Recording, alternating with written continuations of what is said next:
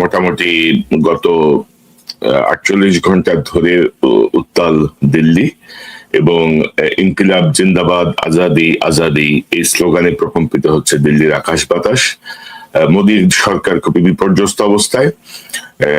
Cockroach জনতা party নামে তরুণদের একটি গ্রুপ নেতৃত্বে এই আন্দোলন শুরু হয়েছে। আমরা বিস্তারিত কথা বলবো। আজকে আমার সঙ্গে এই বিষয়ে কথা বলতে যোগ দিচ্ছেন প্রিয় মুখ, আমার চ্যানেলের নিয়মিত অতিথি, বিশিষ্ট কলামিস্ট, মেরিন ইঞ্জিনিয়ার জনাব মিনার রশিদ। মিনার ভাই, আপনাকে স্বাগত জানাচ্ছি আজকের অনুষ্ঠানে। আসসালামু আলাইকুম, ধন্যবাদ কোনাক সারোয়ার ভাই। এবং এখন এই অনুষ্ঠান যারা দেখছেন এবং পরবর্তীতে দেখবেন সবাইকে দর্শকদের একটু বলি যে ককরোচ জনতা পার্টিটা আসলে ভারতীয় যে জনতা পার্টি বিজেপি তার আদলে ব্যঙ্গাত্মক একটি সংগঠন তৈরি হয়েছিল মে 2026 সালে। এটা হচ্ছে অনলাইন বেসড একটা আন্দোলন শুরু হয়েছিল, কারণ ভারতের প্রধান বিচারপতি সূর্যকান্ত বেকার বা হতাশ তরুণদের প্রসঙ্গে বলেছিলেন যে তারা হচ্ছে ককরোচ বা প্যারাসাইট। চিফ জাস্টিসের এই বক্তব্যের পরে তারা ভারতীয় জনতা পার্টিকে ব্যঙ্গ করে ককরোচ জনতা পার্টি নামে একটি সংগঠন গড়ে তোলে এবং প্রচুর তরুণের মনোযোগ আকর্ষণ করে। তারাই আজকের আন্দোলনের মূল জায়গাটায় আছে। এবং আমি যদি আপনাকে মিনার ভাই আলোচনার শুরুতে যদি একটু একটা ছবি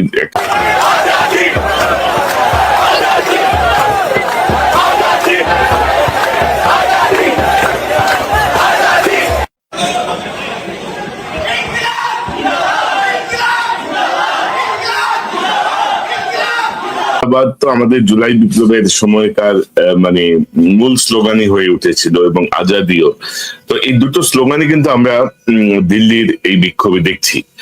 এই বিষয়টা নিয়ে আমরা একটা আলোচনা শুরু করি যে ধরেন দিল্লিতে যখন এই স্লোগান ওঠে তখন সেটা হচ্ছে প্রগতিশীল স্লোগান, আর বাংলাদেশে যখন এই স্লোগান হয় তখন সেটা হচ্ছে পাকিস্তানি স্লোগান বা মৌলবাদীদের স্লোগান। তো সব মিলিয়ে আপনার কাছ থেকে একটু শুনি। এটা কনক ভাই, খুব ইন্টারেস্টিং একটা জিনিস আর কি, যে দেখেন এটা ইনকিলাব জিন্দাবাদ, আমাদের যে প্রগতিশীল যে এলিট শ্রেণীটা, এটা মনে হয় ভাই এই টাইপের মানুষের পাকিস্তানি ভাবাপন্ন একটা স্লোগান, কিন্তু এদের নলেজ এত সেলো, এরা এটা জানেও না যে এই স্লোগানটা আসলে ছিল ইন্ডিয়ার যে স্বাধীনতা আন্দোলনের সময় ইনকিলাব জিন্দাবাদ আজাদি এই শব্দগুলি ছিল। এটা হয়তো উর্দু শব্দ হতে পারে, আর উর্দু হিন্দি তো একই ধরনের প্রায় কাছাকাছি। তাদের এই নলেজটাও নাই। এটা কিন্তু চাপিয়ে দিয়েছিল আমাদের জুলাই আন্দোলনে যারা ছিল, এই যে মব বা অন্যান্য এইটাকে খাটো করার জন্য। কাজে এইগুলি সবচেয়ে ভালো লেগেছে যে এটা এখন এদের গোচরে এসে একটা হলনে যাচ্ছে চিন্তার ক্ষেত্রে, সেটা তুলে ধরেছে। এটা হলো প্রথম কথা। আর দ্বিতীয়ত, ইটস ভারতের জন্য আসলে কিছু শাস্তি, ন্যাচারাল শাস্তি মনে হয় ডিউ হয়ে আছে। এই যে আপনার মিলিয়নস অফ পিপল, এটা তো মানে কোটি কোটি মানুষ, আত্মা, এদেরকে মানে পদদলিত করে রাখা, এটা তো আজকের জন্য হয় না, এখন পর্যন্ত আপনার বিভিন্ন ভাবে আছে। মুসলমানদের তো এরা মানুষ বলেই গণ্য করে না, এবং তাদের যে নিজস্ব যে হিন্দু ধর্ম যারা নিচু শ্রেণীর, এদেরকেও তারা এক ধরনের, এই যে মনে করেন এটা এক ধরনের তুচ্ছার্থে, এবং ওইটাকে এরা ক্যাচ করে নিয়েছে। এবং এই যে এই ক্ষোভের সাথে ইতিমধ্যে যে একটা কি বলবো ঘনায়িত ক্ষোভ যে এটা ছিল সমাজে রন্ধ্রে রন্ধ্রে, সেটারই একটা বিস্ফোরণ ঘটেছে। কিন্তু এখনো হয়তো জানি না, হয়তো এটা এই বিস্ফোরণের ফলাফল কি হতে পারে দেখতে হবে। তবে আন্দোলন সব মানে মোটামুটি বেশ ভালো পর্যায়ে আছে। আমি গতকাল দিল্লির পরে যখন পুলিশের ক্র্যাকডাউন হয়, মানে পুলিশ বেধড়ক পিটিয়েছে, এবং দর্শক আপনারা অনেকেই জানেন যে জুলাই বিপ্লবের সময় যেমন বাংলাদেশে ইন্টারনেট বন্ধ করে দেওয়া হয়েছিল, দিল্লিতেও ইন্টারনেট বন্ধ করে দেওয়া হয়েছে। তো সব মিলিয়ে গতকাল রাতে, এটা হচ্ছে কলকাতার মানুষ গভীর রাতে রাস্তায় নেমে এসেছে। পাশাপাশি বিভিন্ন শিল্পী, যারা সুশীল সমাজের মানুষ আছেন, তারা ছাত্রদের সঙ্গে সমর্থন দিচ্ছেন, যোগ দিচ্ছেন। তো কি হতে পারে, মানে ভারতে কিন্তু মোদী সরকার যে খুব ভালো সুবিধাজনক অবস্থায় আছে তা কিন্তু না। মানে ধরেন এক শ্রেণীর উগ্র হিন্দু নেতাদের সমর্থন নিয়ে উনি কিন্তু ধরেন যে ভারতকে গণতান্ত্রিক ভারত বলা হতো, সেই গণতান্ত্রিক ভারতে ধরেন মত প্রকাশের জায়গাটাও এখন বিপর্যস্ত। কিন্তু তো সব মিলিয়ে আপনার এনালাইসিস কি, আপনার পর্যবেক্ষণ কি? এটা যে আসলে বিস্ফোরণটা হওয়ার সম্ভাবনা এই কারণেই রয়েছে, যেটা বললেন, হয়তো ধরেন মুসলিম আমি যদি ধরি প্রায় 30 কোটি বা আরো বেশি আছে, মুসলমানের সংখ্যাটা কমিয়ে দেখায়। এখানে প্রত্যেকটা মানুষই কিন্তু এক ধরনের চাপের বা এর মধ্যে আছে। এখন এদের একটা গ্রুপ আসলে খুব বেশি মানুষ দরকার পড়ে না সমাজের। হয়তো আপনার যদি কয়েক পার্সেন্ট মানুষ ঠিকভাবে রাস্তায় নেমে যায় তাহলে যে কোনো বিপ্লব সফল হয়ে যায়। এটা মনে হয় 6% বা এরকম, এরাই কিন্তু অ্যাক্টিভ থাকে। কিন্তু এরকম কিন্তু এতটুকু ক্ষুদ্র মানুষ কিন্তু ইন্ডিয়ার সমাজে আপনার রয়েছে, মুসলিম আছে, তারপরে অন্যান্য যে বিরোধী দলগুলি আছে।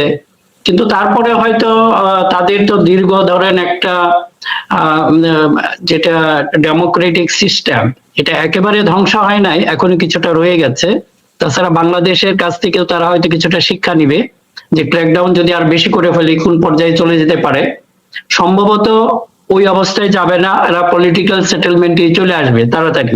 ওরা কিন্তু ওই একটা সুবিধাজনক অবস্থায় আছে যে বিপ্লব বা ওইটা হওয়ার আগেই সম্ভবত যে ইন্ডিয়ান ডেমোক্রেসি, এটা তো দীর্ঘ সময়ের ওদের একটা চর্চিত ডেমোক্রেটিক সিস্টেম, এটাই হয়তো কাজ করবে আমার কাছে মনে হয়। যদি এটা অনেকটা সেফটি নেট বা সেফটি বাল্ব হিসেবে কাজ করবে, এক সময় হয়তো সেটা ব্লো করে যাবে, তো বিস্ফোরণ হয় না।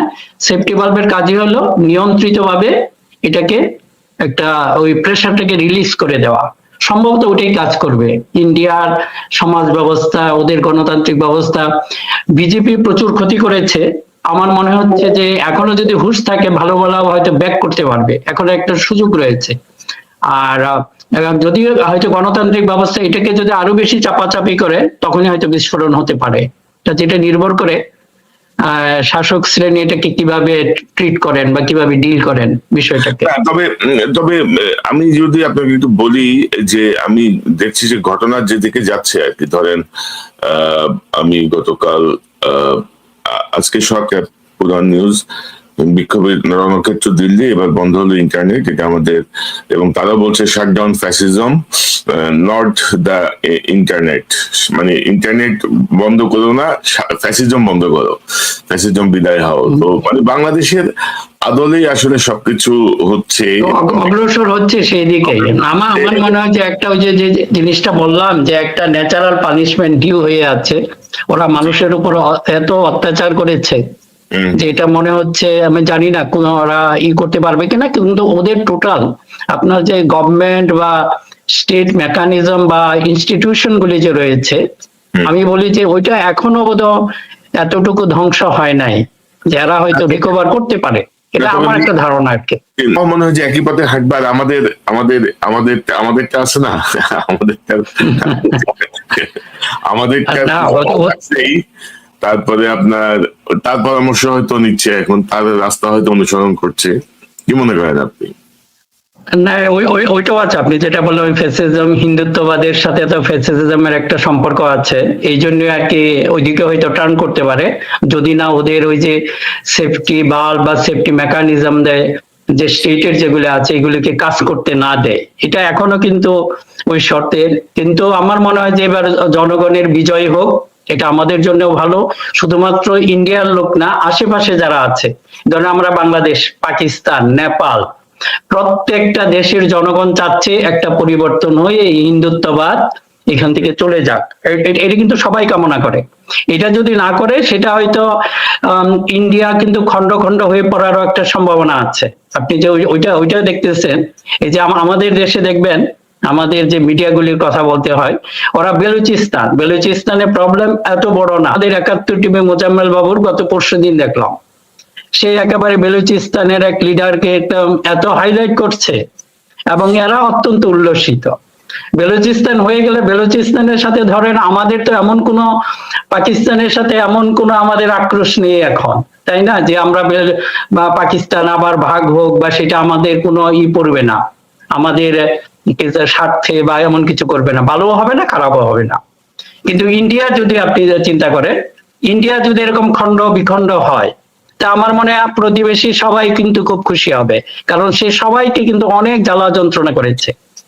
কাজেই আমাদের যেটা হয়েছে, আমরা যেটা অবজার্ভ করতেছি, এটা অবশ্যই আমরা ইন্ডিয়া, আমাদের কোনো গেইন নাই। ইন্ডিয়া ভালো হোক, ও ভালো বিহেভ করুক, একজন সুপ্রতিবেশী সুলভ আমরা যেটা চাই ওরকম ব্যবহার করুক, আমাদের কোনো আপত্তি নেই। আমরা চাওয়া হলো ওইটাই, যে ইন্ডিয়া একটা ভালো অবস্থায় আসুক, ওখানে গণতন্ত্র আসুক, ওখানে যে এই যে প্রতিবেশীকে যে ফিঙ্গারিং করে বা সারাক্ষণ আপনার করে রাখে, এগুলি বন্ধ করুক। এগুলি যদি বন্ধ করে তাহলে আমরা ভালো হব। ইন্ডিয়া যদি ভালো থাকে, আমাদের কিন্তু সবকিছু কন্ডিশনাল। এই যে আমাদের করে আমরা ইন্ডিয়ান বিদ্বেষী, সেটা না। এটা তো আমাদেরকে এমন ভাবে ঠেলে দিয়েছে, শুধুমাত্র বাংলাদেশকে না, আশেপাশে যে সকল সব আমার প্রতিবেশী রয়েছেন সবারই কিন্তু একই অবস্থা।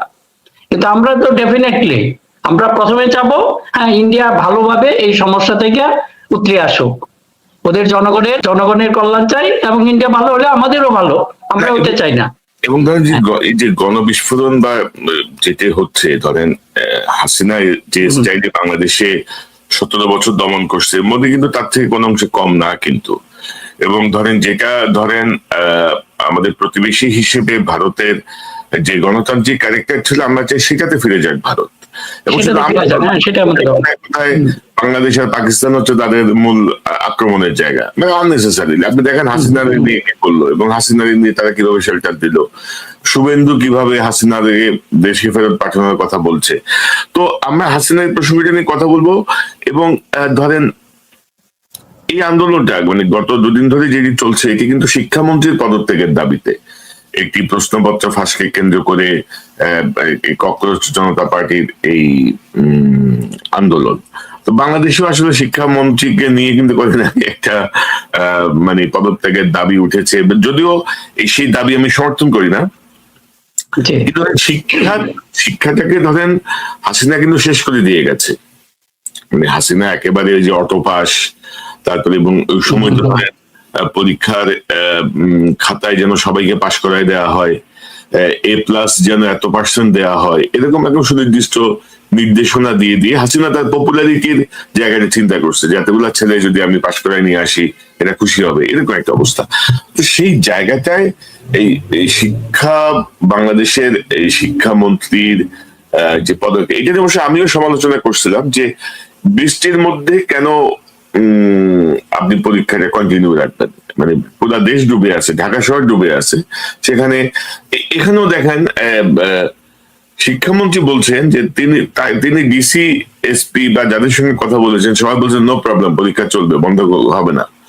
তো এখন এদের মধ্যে আগের সরকারেরও তো মানে বংশধরেরা আছে এখনো, তাই না, বিভিন্ন জায়গায়। তো আলটিমেটলি ধরেন এই যে শিক্ষার্থীদের যে ক্ষোভ, এই ক্ষোভের দায়টা কিন্তু প্রধানমন্ত্রীর উপরে পড়ছে, কিন্তু সরকারের উপরে পড়ছে। মানে শিক্ষামন্ত্রী কিন্তু এখানে সেকেন্ডারি হয়ে যাচ্ছেন কিন্তু। তো সব মিলিয়ে পরিস্থিতি আপনি কি মনে করেন, কিভাবে দেখেন? আচ্ছা, কনক ভাই, এখানে বাংলাদেশ ইন্ডিয়া দুটোর সাথে মিলাই দুটাকে আসলে ইন্ডিয়া প্রেক্ষাপট এটা সম্পূর্ণ ভিন্ন।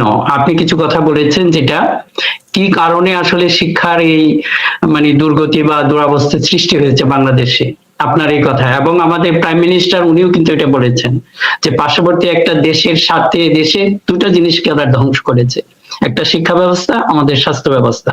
এটা অত্যন্ত কি বলবো একটা জেনুইন কথা, উনি যে কথাটা বলেছেন, এটা থেকে আসলে আমাদের মূল সমস্যাটা। আর আমাদের শিক্ষামন্ত্রীর আপনি যদি খেয়াল করেন যে উনি কিন্তু আগের বার শিক্ষা প্রতিমন্ত্রী ছিলেন, এমনি উনি শিক্ষাক্ষেত্রে বাংলাদেশের একটা সবচেয়ে বড় অভিশাপ। আমরা এই কথাটা কিন্তু খুব কম বলেছি। আমি জানি না বিএনপি মহলেও তাদের এই ক্রেডিটটা কেন কোনো একটা কারণে খুব ওইভাবে বলতে পারে নাই। এটা কিন্তু একটা বিরাট ক্রেডিট ছিল। আপনারা জানেন বাংলাদেশে সেই 72 থেকে যে নকল বা এটা একটা অভিশাপ, নকলের অভিশাপ এই জাতির ঘাড়ে পড়েছে। বিশেষ করে এটা শুরু করেছে সেই আওয়ামী লীগ। তখন 72-তে এমন হয়েছে যারা বলা হতো যে আপনার টেবিল বেঞ্চ যারা ছিল এরাও পাশ করে যাবে, এবং অনেক ধরনের মানে ফানি কাহিনী আছে, যে একজন হয়তো নকল করবে, পাশে দাঁড়িয়ে আছে, ও বলে দেয় কি কি লিখবো, A B C D, পুরা শব্দ করতে পারে না, প্রত্যেকটা লেটার বলে দিচ্ছে আর ও লিখতেছে, পরে বলে যে তুই ফুল স্টপ দে, ফুল স্টপ কি, নিবে ধরে চাপ মার, ও চাপ মারছে কত নিব ভেঙে গেছে। এখন এরা এই নিব ভেঙে ফেলার সেটাই শুরু হয়েছে, এবং এটা শুরু হয়েছে আওয়ামী লীগের আমলেই, এবং এটা কন্টিনিউ ছিল 72 বলেন 73 বলেন, একটা দীর্ঘ সময় এটা কিন্তু কন্টিনিউ হয়েছে। আমরা সেই নকলের অভিশাপ থেকে মুক্ত হতে পারি নাই। এমনকি 2001 সালে বর্তমান যে উনি আসার পরে এই নকল, উনি এবং ওনাদের তখনকার যে শিক্ষামন্ত্রী ছিলেন, উভয়েরই সেটি ক্রেডিট ছিল, এই নকলের অভিশাপ থেকে জাতি মুক্তি পেয়েছে। এবং তখন এমনও ছিল যারা তখনকার মানে যাদের বয়স মোটামুটি কত হবে 40 বা 50 সবারই স্মরণে আছে, যে তখন কিন্তু আবার ছেলেমেয়েরা টেবিলে পড়ার টেবিলে বসেছে, এটা কিন্তু দিস ইজ হিজ ক্রেডিট। এখন এই ভদ্রলোকরে আপনারা যেভাবে, আমি একটা দেখি খুব আনফর্চুনেট, যেসব শব্দ তার টোন নিয়ে যেভাবে কথা বললেন, যে উনি বলছেন নকল বন্ধ করো, দ্যাট ইজ এক এক রকম। এখন এটাকে যদি নকল করে, এবং আমরা সবার প্রতি আমার একটা অনুরোধ থাকবে যে আপনারা যদি এই ধরনের ট্রল বা এটা শুরু করি, তাহলে কোনো সরকারি কাজ করতে পারবে না, এবং কোনো মানুষ আসলে করতে পারবে না, কোনো ভালো মানুষ। এখন তো শিক্ষামন্ত্রী, আপনাকে এই ক্রেডিট গুলি তো আগে ভাবতে হবে, এই লোক এই কাজটি করেছে। এখন যদি তাকে আপনারা ওয়াটারমেলন বলেন, তাকে আপনারা পরীক্ষা মিলন বলেন, এটা তো আসলে একটা জুলুম হচ্ছে। সবার প্রতি অনুরোধ, হ্যাঁ এই যে সোশ্যাল মিডিয়া, এটাতে একটা আমরা এই ফেসিবাদে আমাদের সক্ষম হয়েছি এই সোশ্যাল মিডিয়ার কারণে। আবার সবাইকে অনুরোধ করব, এটা যেন আমাদের আবার মরণ ফাঁদ না হয়ে পড়ে, জাস্ট আমাদের একটু কেয়ারফুল হতে হবে। আমরা অনেককে দেখেছি, এখন মনে করেন ট্রল শুরু করে দিলে এই বাচ্চাদেরকে দেখা যায় যে স্কুলের বাচ্চা, ও লেখাপড়া জানে না কিন্তু সে শিখিয়ে দেয়, মানে মন্ত্রীর কি কাজ ওটা কিন্তু দেখেন বাচ্চারা অনর্গল বলে যাচ্ছে, এবং আমরা ওই জিনিসগুলি শেয়ার করতেছি বা করতেছি। সেই ছাত্রী বা ছাত্র দেখেন সেও লেখাপড়া করবে না, কিন্তু সে শিখিয়ে দেয় শিক্ষামন্ত্রীর কি কাজ, সে কোনটা করলো না। এটা ভাই ডেঞ্জারাস অবস্থা। কাজে আপনারা, আমি অনুরোধ করব, কারণ আমি নিজেও শিক্ষার সাথে, আপনারা হয়তো জানেন যে জীবনের প্রথমেই সে, আমি কি বলবো, 1990 থেকেই আমার জীবনের প্রথম ইনকাম দিয়ে আমি একটা স্কুল করেছি। এবং ওই স্কুল শুধুমাত্র স্কুলের যে আমি শুধু আর্থিক সেটা না, আমি ওতপ্রোতভাবে জড়িত ছিলাম। রাতের পর রাত, দিনের পর দিন ছুটিতে আসতাম, সবাই তো ফ্যামিলির সাথে ঘুরে বেড়াতো, আর আমি এসে সেই স্কুলের ঝামেলা নিয়ে ব্যস্ত থাকতাম। সেটাই বলছে যে এখন এইগুলি প্রত্যেকটা, এটা যে এত জটিল, আমি আপনাকে বলি, জাস্ট একটু উদাহরণ হিসেবে বুঝতে পারবেন জটিলতাটা কিরকম। আমি তখন সভাপতি, আমি একটা সিদ্ধান্ত নিলাম যে এইবার যারা টেস্ট পরীক্ষায়, ফাইনাল পরীক্ষায় দেওয়া যাবে না, নিয়মই আমি খুব কড়াকড়ি, এটা অনেকে আসে আমার কাছে, আমি বলছি না, এটাকে করা যাবে না। আনফরচুনেটলি আমার এক কাজিন, আমার এক বাবার কাজিনের মেয়ে, সেও পরীক্ষার্থী, সেও কিন্তু ওইটাতে ফেল করেছে। তাই আব্বাকে বলছে, আমাকে বলছে, আমি এটা করি নাই। তারপর আব্বাকে বলে দেখি, আব্বা খুব মন খারাপ করে ফেলছে। দেখেন সমস্যাগুলি কোন জায়গায়। আব্বা মন খারাপ করে বলছে, আমি যাই আমার সেই চাচার বাসায় নিয়ে গেলাম। আমি ভাবছি যে আমি একটু কনভিন্স করতে পারি, আমার চাচাকে আমি কনভিন্স করে ফেলবো, না ও ভালো করে পড়ুক, আগামী বছর সে ভালো করবে। আমি ওখানে যাওয়ার পর দেখি যে আমার চাচি তো আরো কান্নাকাটি শুরু করে দিলেন। আমার চাচার ডায়াবেটিস এবং প্রেশার, সমস্ত কিছু, মেয়েকে তাড়াতাড়ি বিয়ে দিবেন, এবং মেয়ে সুন্দরী, ভালো একটা পাত্র এসেছে, ওরা লেখাপড়ার চেয়ে তাড়াতাড়ি বিয়ে দিবে। এখন মনে করে যে আমি কোথায় করবো, আব্বার দেখি মন খারাপ, দেখেন সোশ্যাল সমস্যাগুলি কি। তখন আমি বাধ্য হয়েছি না আবার এটাকে রিল্যাক্স করতে। খেয়াল করে দেখেন, আমাকে বাধ্য করেছে। কাজেই এই যে আপনি একটা কথা বলে ফেললেন, একটা শিক্ষামন্ত্রী হিসাবে, তার দেখেন আসলে কতটুকু জটিল মানে পরিস্থিতির মধ্যে দিয়ে যেতে হয়। এখন আমরা যদি অবিবেচকের মতো শুধু সমালোচনা করি, ভিতরে কিছু না বুঝি, বাংলাদেশের সোশ্যাল সমস্যাটা, আপনি যখন কোনো কাজ করতে যাবেন, সমালোচনা করেন কিন্তু খুব সহজ, কিন্তু আপনি যখন কোনো কাজ করতে যাবেন, এবং ধরেন যে মিলন ভাই ব্যাপারে যে বিষয়গুলো আসছে, যে আইন মন্ত্রণালয়, মানে মিলন ভাই বলছে আমরা তো অনেক আগে থেকেই পরিচিত আর কি, এই কারণে মাননীয় শিক্ষামন্ত্রী। তো ধরেন ওনার নকলের জায়গাটা ধরেন স্টাবলিশড, উনি নকল বিরোধী একটা ভূমিকায় ছিলেন বা নকল মুক্ত হয়েছিল, সবই ঠিক আছে। কিন্তু এবারে শিক্ষা মন্ত্রণালয়ের দায়িত্ব নেওয়ার পরে মানে ধরেন যে মাঝখানে কিন্তু ধরেন 25 বছর কিন্তু চলে গেছে মিনার ভাই। সোশ্যাল মিডিয়া 2001 সালে ছিল না এইভাবে। তো 25 বছর পরে আমাদের ইয়াং জেনারেশনের মানে তারা যেভাবে একটা শিক্ষামন্ত্রীকে যেভাবে ট্রল করছে, পাশাপাশি আপনি যদি দেখেন যে একটা পরীক্ষার্থী সে শিক্ষামন্ত্রীর সঙ্গে টেলিফোনে কথা বলে ওই টেলিফোন কথোপকথন সে পাবলিক করে দিচ্ছে। মানে আমার মনে এই জায়গাগুলো মানে চেক করা উচিত। ধরেন আজকে তো আপনার সঙ্গে কেউ একজন মানে আপনার শুভানুধ্যায়ী হয়ে বা কোনো প্রয়োজন নিয়ে কথা বলে আপনি তার সঙ্গে খুব আন্তরিকভাবে কথা বলছেন, সেটাকে আপনি রেকর্ড করে মার্কেটে ছেড়ে দিল, মানে আগে পরে কিছু কেটে মূল একটা বিষয় ছেড়ে দিল অথবা পুরোটাই ছেড়ে দিল। তো এটা তো ধরেন আইন বিরুদ্ধ কাজ। আমি তো আপনার কথা আপনার অনুমতি ছাড়াও রেকর্ড করতে পারি না। তো সেখানে একজন পরীক্ষার্থী শিক্ষামন্ত্রীর সঙ্গে কথা বলে তার কথোপকথন সোশ্যাল মিডিয়ায় ভাইরাল করে দিচ্ছে। মানে পরিস্থিতিটা আমি জাস্ট বোঝার চেষ্টা করলাম, এবং আমি যতটুকু জানি যে এখন পর্যন্ত এটার বিরুদ্ধে আইনগত ব্যবস্থা নেওয়া উচিত অবশ্যই। এবং আমি তো দেখছি যে এখানে আবার ধরেন এক গ্রুপ ধরেন এই যে আমি যেটা প্রথমে বলছিলাম যে ডিসিএসপি দের একটা অংশ কিন্তু এখনো মানে আওয়ামী লীগের দ্বারা পরিপুষ্ট বা সেই ঘরানার মিসগাইড করেছে, এটা স্পষ্ট। আপনি বলেছেন, আমিও উল্লেখ করেছি। জি, তারা প্রথমত মিসগাইড করছে। তো তার মানে হচ্ছে যে এর মধ্যে ধরেন এই টেলিফোন কথোপকথন নিয়ে দেখলাম কি চিকেন পার্টি নাকি একটা বাংলাদেশে ককরোচ পার্টির মতো চিকেন পার্টির একটা ব্যানারে কিছু হওয়ার চেষ্টা করলো। পরের দিন দেখা গেল যে শিক্ষামন্ত্রী পদত্যাগের দাবিতে এক গ্রুপ নেমে গেল। এক গ্রুপ বললেন না সরকারকেই পদত্যাগ করতে হবে। মানে দেখেন মানে আপনি যে আওয়ামী লীগকে যে আপনি মানে অনেকে আছে না, বিএনপির মধ্যেই অনেকে আছে যে আওয়ামী লীগকে মনে করে যে রাজনীতি করা দরকার, আছে না ইতিবাচক মহাসচিব তো পজিটিভলি। এগুলো কিন্তু একটা অ্যালার্মিং, এটা যে আপনি একটা ওয়ার্নিং বা এটা দিয়ে গেছে। আপনি যে একটা আসলে কারেক্ট কথা বলেছেন যে আমাদের এখন এই নতুন ভাবে যেটা আছে এটাকে কিভাবে ডিল করতে হবে। আমি বলবো শিক্ষামন্ত্রী মহোদয়, আপনারা যেরকম কাছের মানুষ, উনি যখন মালয়েশিয়া ছিলেন আমি খুব কাছ থেকে ওনাকে দেখেছি, প্রায় যেতাম, তখন উনি পুরো স্টুডেন্টের মতোই ছিলেন এবং হি ওয়াজ ভেরি সিরিয়াস। স্টাডির জন্য আমি যেটা বললাম, ওনার যে স্টাডির ইয়ার ভিতরে ওনার রক্তের মধ্যে আছে কিছুটা জিনিস, যেটা অনেকটা 60 প্লাস ছিল ওনার বয়স তখন, উনি যখন ডক্টরেট করলেন। উনি বসেছিলেন না, দেখেন ওনার সময়টা কাজে লেগেছেন। কাজে উনি চান, আমি যেটা বললাম শুধুমাত্র ওনাকে পরীক্ষা মিলন বলে, উনি হয়তো মনে প্রাণে চান টোটাল সামগ্রিক শিক্ষা ব্যবস্থাটাই যেন উনি একটু পরিবর্তন করতে পারেন। কিন্তু ওই যে আপনি যে কথাটা বললেন একটু সতর্ক হতে হবে। এখন যেহেতু আগে এই উপদ্রবটা ছিল না, আমরা এটাকে যদি ইউজ করতে পারি সোশ্যাল মিডিয়া, এটা একটা উপদ্রবের কারণ হয়ে গেছে। আবার এই যে যেটা বললেন যে আমাদের যে নৈতিক যে অবক্ষয়টা হয়েছে, আপনি বোধহয় ওইটা চোখে পড়েছে কিনা আপনার জানি না, একটা ভিডিওতে দেখলাম এক গার্ডিয়ান তার বাচ্চাকে কেন টিচার শাসন করছে, সে জায়গায় মহিলা টিচার পার্লের একজন ছেলে ছিলেন, সম্ভবত প্রিন্সিপাল হবেন, তাকে ডিঙায়া ওই মহিলাকে অ্যাটাক করতে চায়, কেন আমার ছেলেকে আপনি করবেন। মানে চিন্তা করেন কোন জায়গায় পৌঁছে গেছে এখন এইরকম একটা জায়গায়। এবং এগুলিকে ধ্বংস করেছে এই যে আগে যারা ছিল 15টা বছর, ওরা ইচ্ছাকৃত ভাবে করেছে।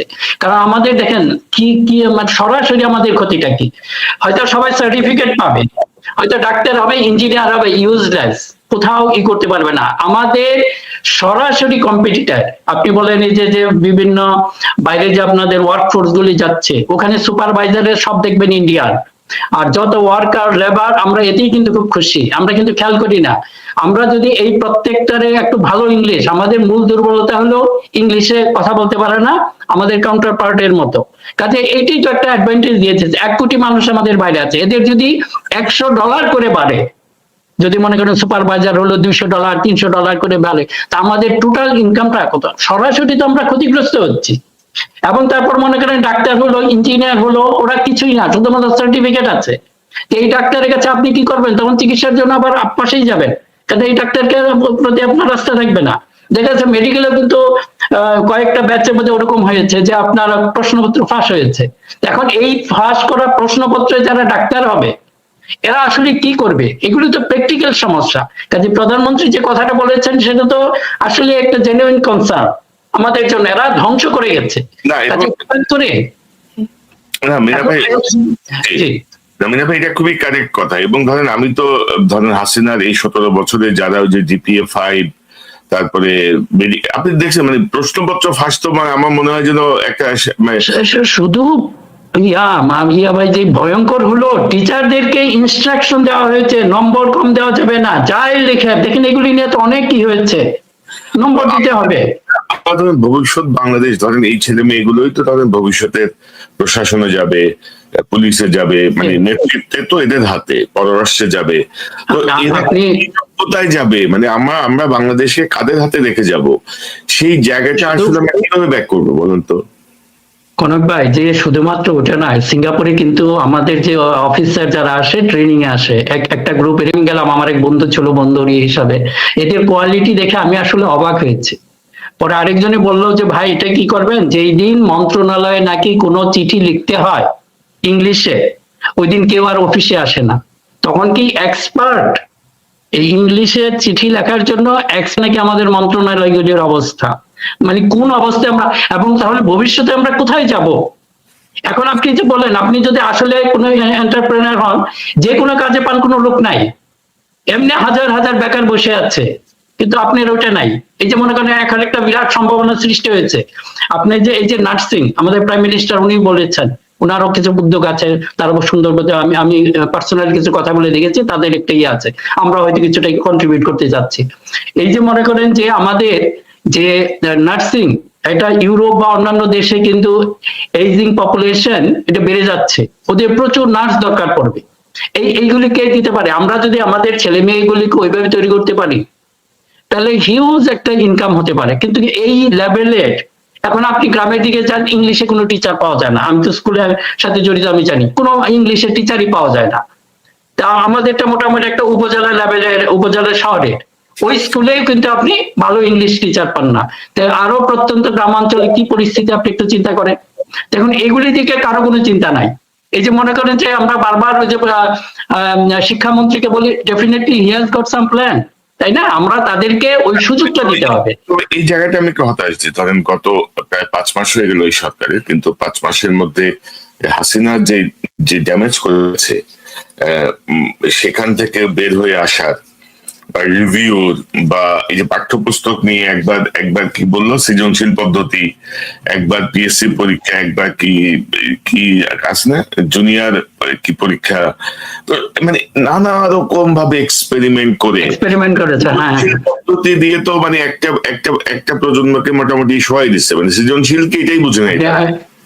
আপনি এবার খুব সুন্দর একটা ধরেছেন, আপনার হয়তো মনে আছে কিনা, যে যে জাফর ইকবাল, এটা নিয়ে আসে খুব সুন্দর। সে এক জায়গায় একদিন বললো কি যে সে কোন জায়গায়, জয়দেবপুর ওই জায়গায় গিয়ে যে ক্লাস 8 বা 9 এর ছেলে মেয়েদেরকে জিজ্ঞেস করছে এই পদ্ধতি ওদের ভালো কিনা, ওরা বলছে হ্যাঁ, এরা খুব খুশি।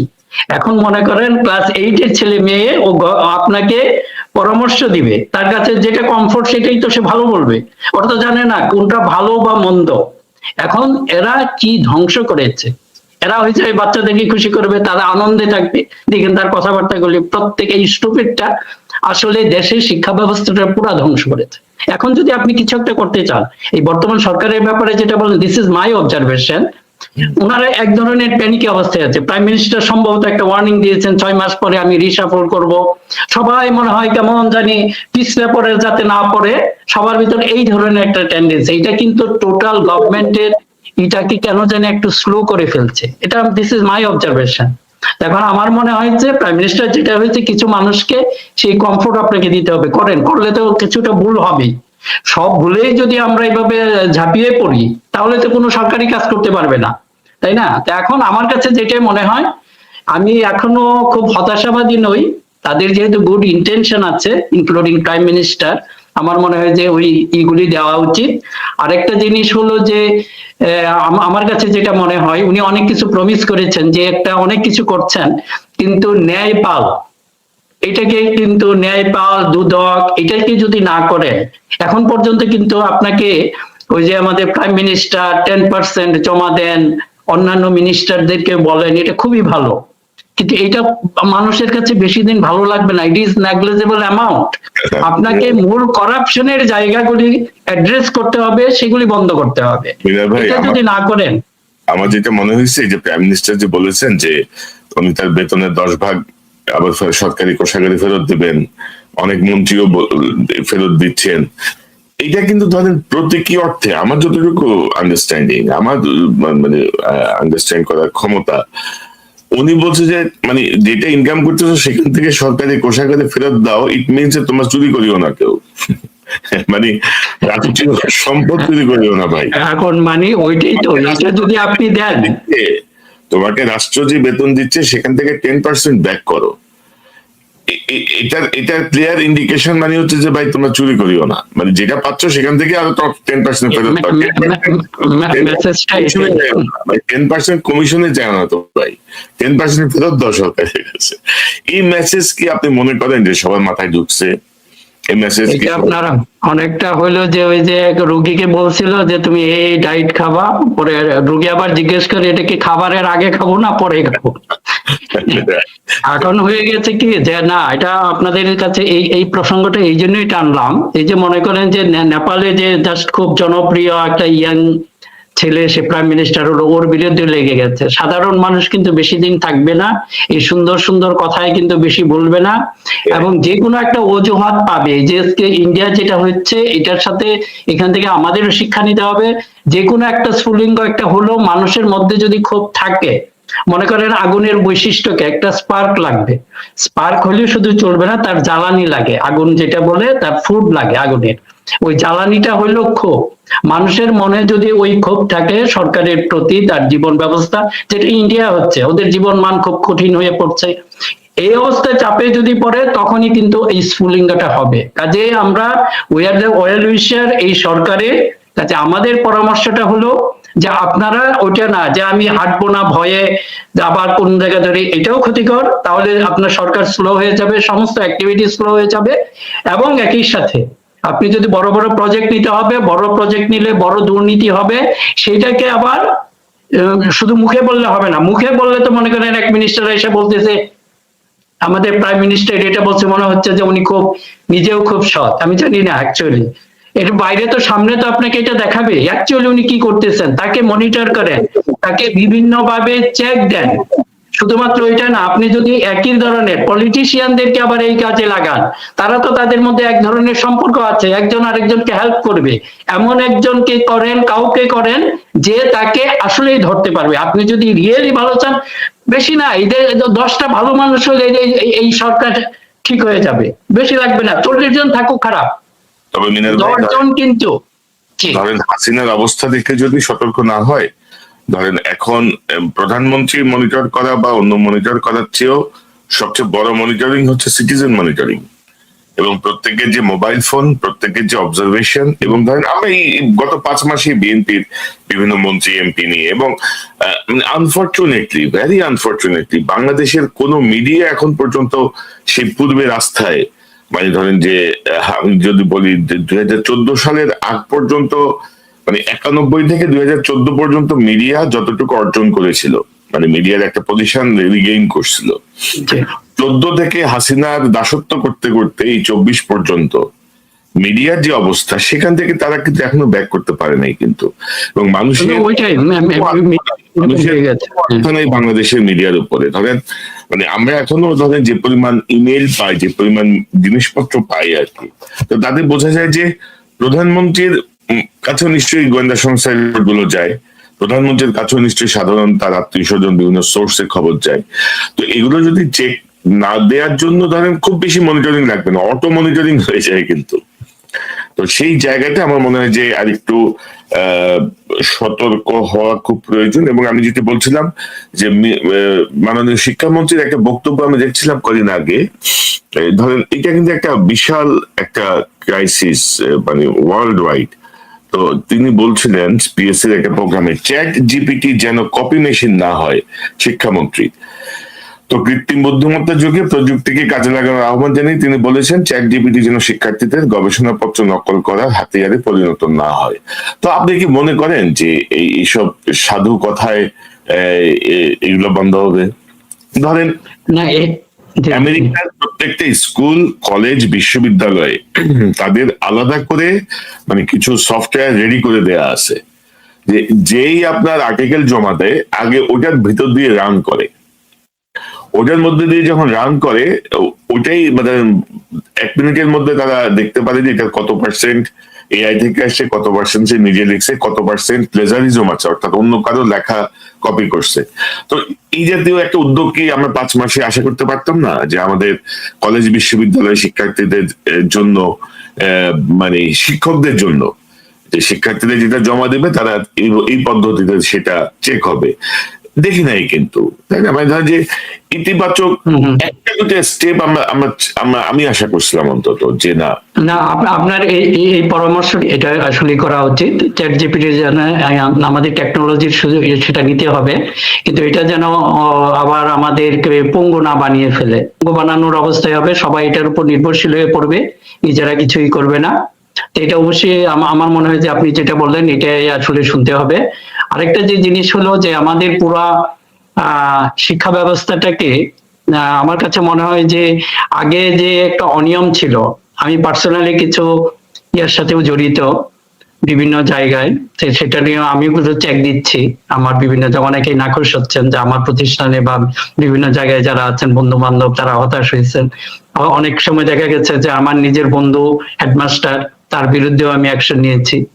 এবং এটাতে যে হয়তো আমি আমার ভালোর জন্যই করেছি, তারপরেও ধরেন এই ধরনের একটা ইয়ে আছে, যেরকম আমি একটা সারা দেশে আমি শিক্ষামন্ত্রী মহোদয়কে যে জিনিসটা বলবো, একটা ইয়ে আছে আপনার ছুটি হওয়ার কথা আপনার 4টার সময়, দেখা যায় অধিকাংশ প্রতিষ্ঠান যেটা 1:30 2টার সময় ছুটি দিয়ে দেয়। হেডমাস্টারের প্রতি খুব এখন খুব ভালো হেডমাস্টার, আগে যারা কড়াকড়ি করেছে তাদের প্রতি খুব নাখোশ, এরকম কিছু কেস আছে।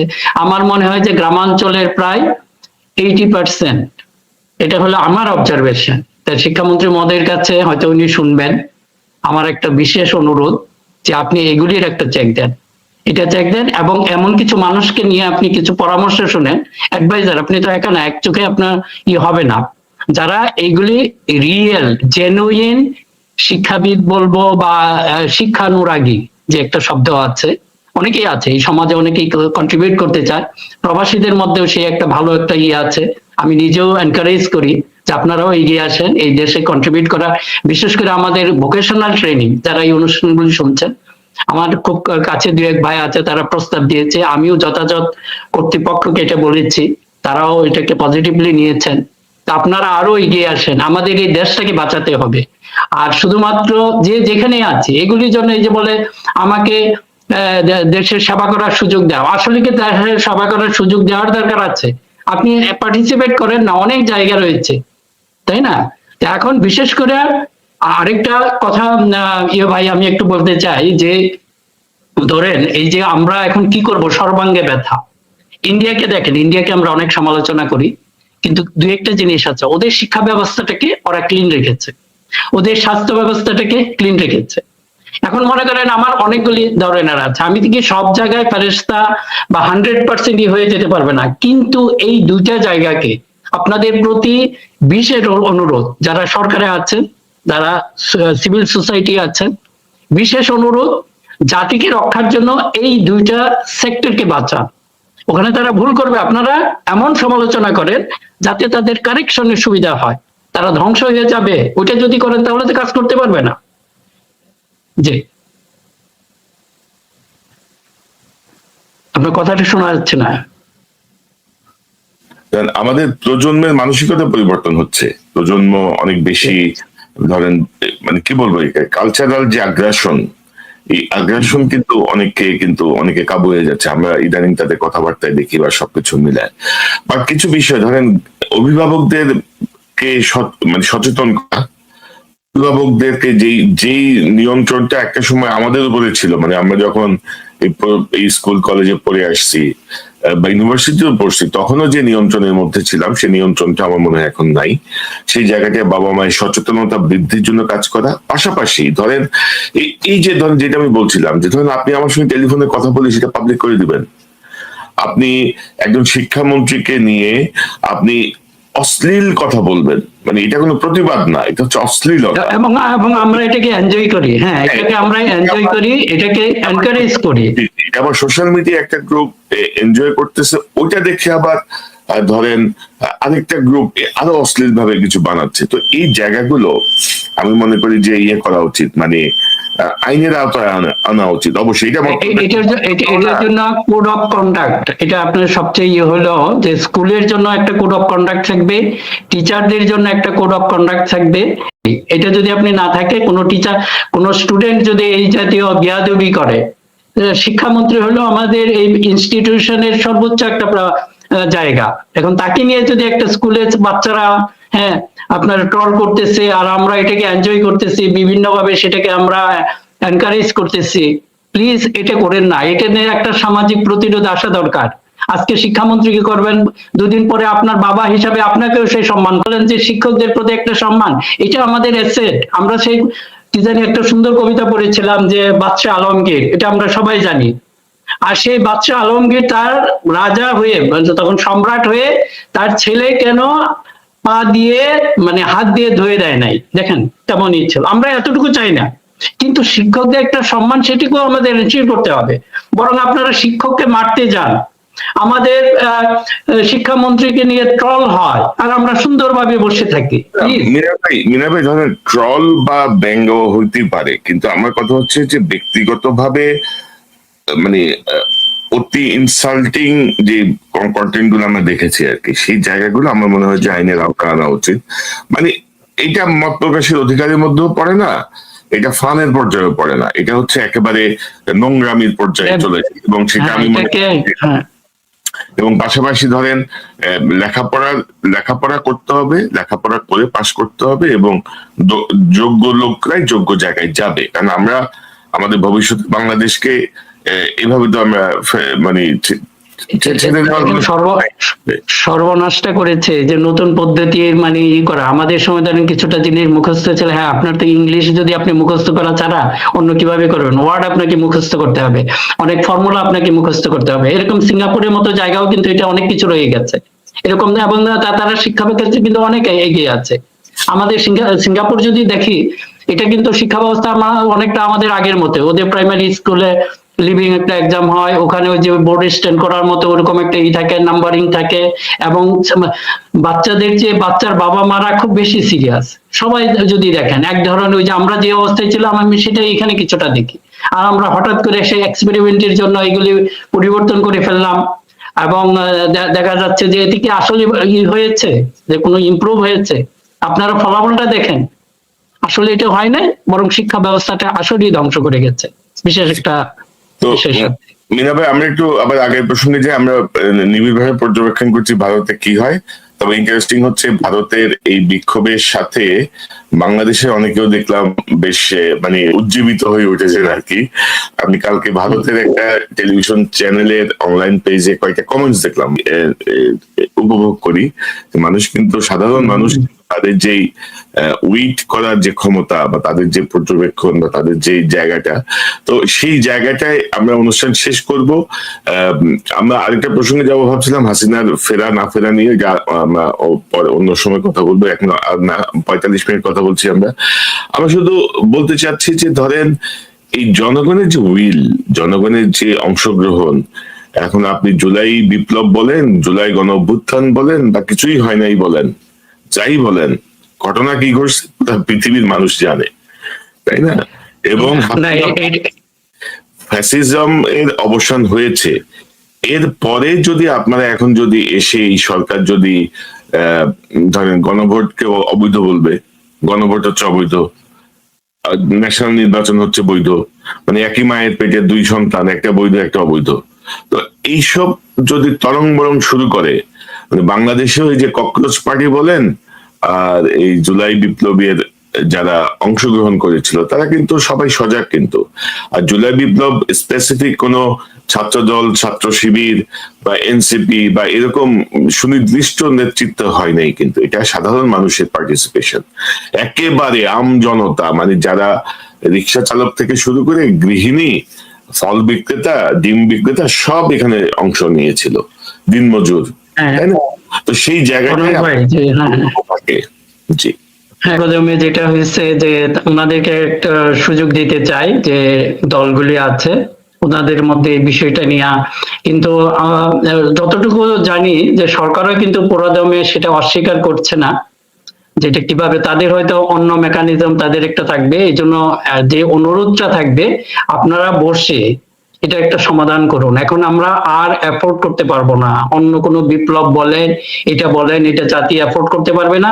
এবং একই সাথে যে কথাটা যে সন্দেহটা যে আমাদের আছে হাসিনা আবার ফিরে আসবে এই জন্যই আসতে পারবে না, আমি অল্প কথাই বলে রাখি যে আসলে দেখেন ফ্যাসিজম সারা পৃথিবী থেকে সরে যাবে, যে অবস্থা শুরু হয়ে গেছে, যে জনগণের যে জাগরণ শুরু হয়ে গেছে পৃথিবীর সব জায়গায়, ওই বুথ থেকেই কিন্তু আমরাও এটাকে সমর্থন করি, সর্বান্তকরণে সমর্থন করি ইন্ডিয়াটা।